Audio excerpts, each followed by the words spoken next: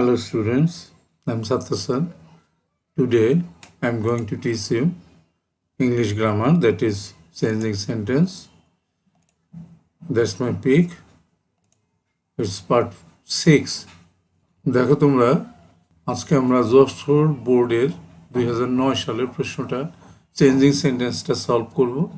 তোমরা মনোযোগের সাথে বসো এবং ভালো করে মনোযোগ দাও, তাহলে বুঝতে পারবা। আমরা প্রথম প্রশ্নটা নিয়ে নিচ্ছি। দেখো, terrorism is a devastating phenomena of the modern world. Exclamatory করতে বলা হলো, আধুনিক জগতে এই টেরোরিজমটা খুবই ধ্বংসাত্মক একটা অবস্থা। আমরা উত্তরটা নিয়ে নিই, তারপরে ব্যাখ্যাটা দেই। দেখো, উত্তরটা নিয়ে নিলাম। এবার দেখো কি বললো, এক্সক্লেমেটরি করতে বলা হলো।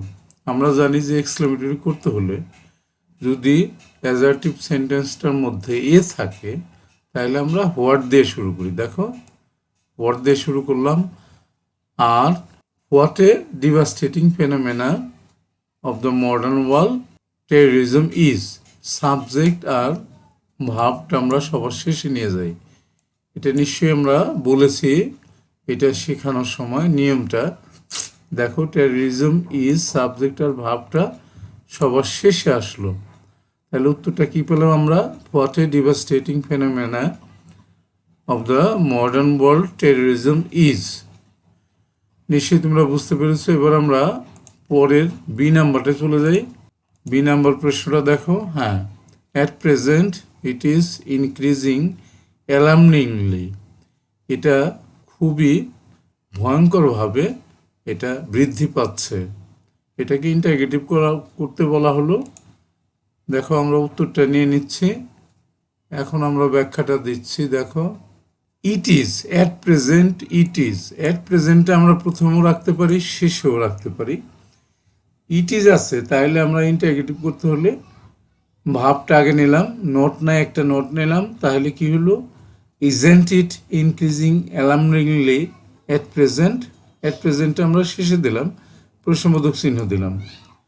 নিশ্চয়ই তোমরা বুঝতে পেরেছো। ইজটা আগে নিলাম, নট না একটা নট নিলাম, তারপরে সাবজেক্ট, তারপরে বসালাম ইনক্রিজিং অ্যালার্মিংলি অ্যাট প্রেজেন্টটা সবার শেষে দিলাম।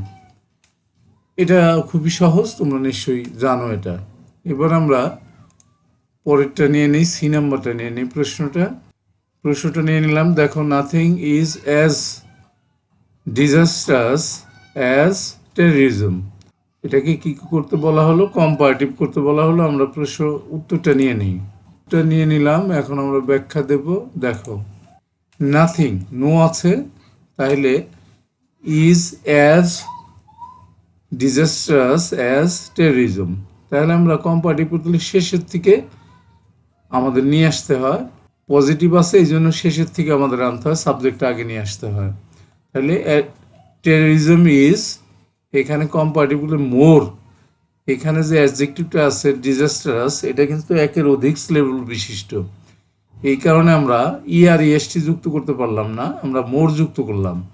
মোর যুক্ত করে কম্পারেটিভ করলাম, তাহলে terrorism is more disastrous than any other thing. নিশ্চয়ই তোমরা বুঝতে পেরেছ। আমাদের শীটটা কিন্তু শেষ হয়ে গেল, পরের শীটে আমরা যাচ্ছি। দেখো, পরের শীটে চলে আসলাম। আমরা প্রশ্নটাও নিয়ে নিলাম। ডি নাম্বার প্রশ্নটা দেখে নাও। It is one of the most corrosive problems of the modern world. Positive করতে বলা হলো, ওয়ান অফ দ্য আছে, তাই না? পজিটিভে তাহলে আমাদের ভেরিফাই নিতে হবে। উত্তরটা নিয়ে নিয়ে আমরা তারপরে আমরা ব্যাখ্যা দিই। উত্তরটা নিয়ে নিলাম আমরা। দেখো, এই ওয়ান অফ দ্য থাকার কারণে আমাদের কিন্তু ভেরি ফিউ আনতে হলো। Very few problems. দেখো, প্রবলেমস প্লুরাল আছে, এখানে ইজ ছিল, ইটের পরে ইটটা সিঙ্গুলার ছিল, এই জন্য ইজ ছিল। কিন্তু আমাদের যখন প্রবলেমস, তখন আমাদের আর বসলো। তাইলে very few problems of the world are as corrosive as it, তাই না? দুই পাশে দুইটা অ্যাজ বসালাম, আর এই মোস্টটা কিন্তু উঠাই দিলাম। এটা সুপারলেটিভ ডিগ্রিতে ছিল, আমাদের পজিটিভ ডিগ্রিতে শুধুমাত্র অ্যাডজেক্টিভটা আমরা রাখলাম। নিশ্চয়ই তোমরা বুঝতে পেরেছো। এবার আমরা ই নাম্বারটা নিয়ে নেই। দেখো ই নাম্বারটা নিয়ে নিলাম। কি বললো? A terrorist is hated by people. দেখো এটা প্যাসিভে আছে, আমাদেরকে অ্যাক্টিভ করতে বলা হলো। আমরা উত্তরটা নিয়ে নিলাম।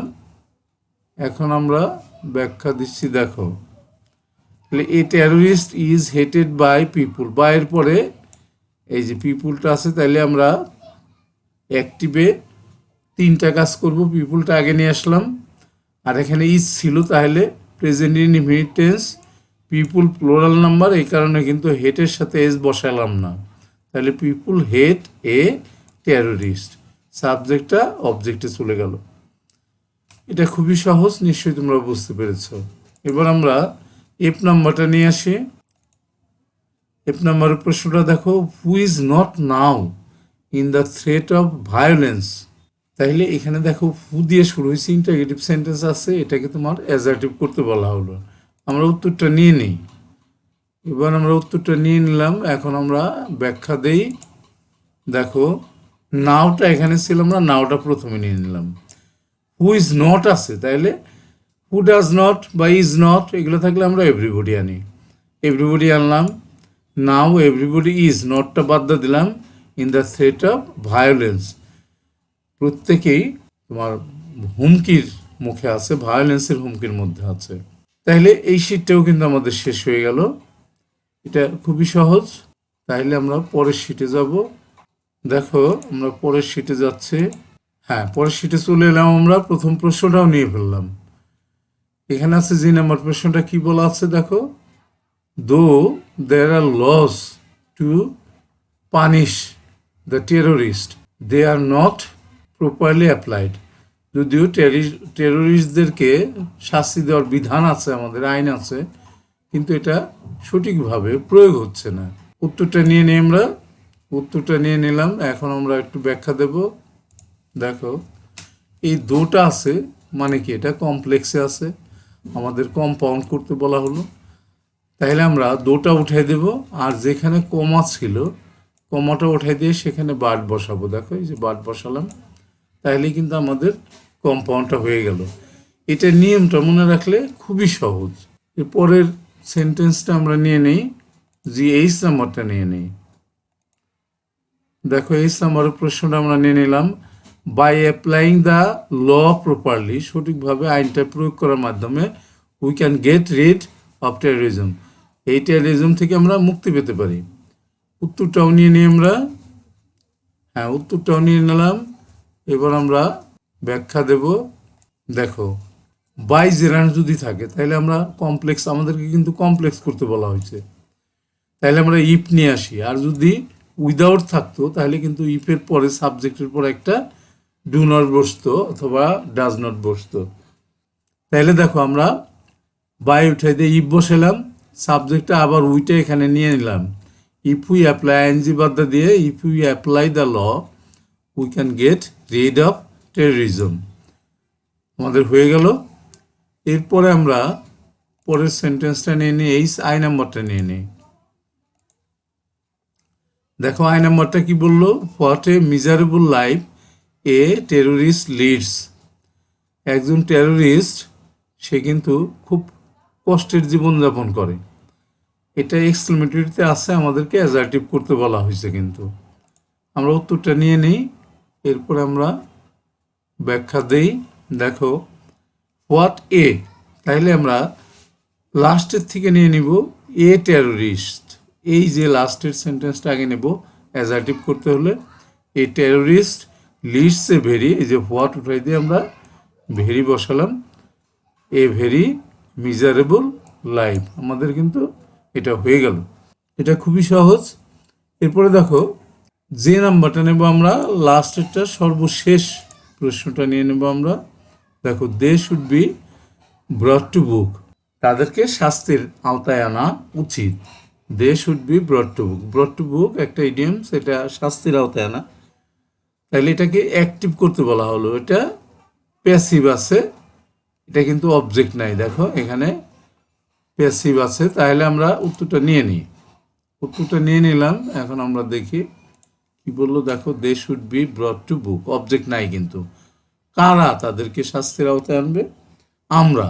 তাহলে আমরা বাইরের থেকে কিন্তু নিয়ে আসলাম, অথবা গভর্নমেন্ট নিতে পারতাম। We should bring them to book, আমাদের উচিত তাদেরকে মানে শাস্তির আওতায় নিয়ে আসা, শাস্তি দেওয়া।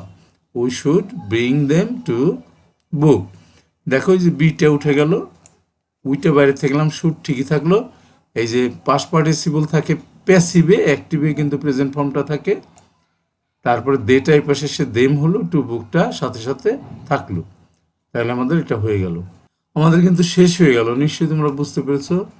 শেষ করার আগে কিন্তু আমরা দু একটা কথা বলে নিই সবসময়, যে তোমরা কেউ যদি আমার চ্যানেলে নতুন হয়ে থাকো এবং আমার পড়ানো যদি তোমার কাছে পছন্দ হয়, তাহলে তুমি অবশ্যই আমার চ্যানেলটাকে সাবস্ক্রাইব করে দেবা, লাইক করবা, শেয়ার করে বন্ধুদেরকে দেখাবা। এবং তোমার যদি মনে হয় যে তোমার এই চ্যাপ্টারটা দরকার, তাহলে তুমি কমেন্টসে জানিয়ে দেবা, আমি তোমার কমেন্টসের উত্তর দেব এবং সেইভাবে তোমাকে সহায়তা করার চেষ্টা করব।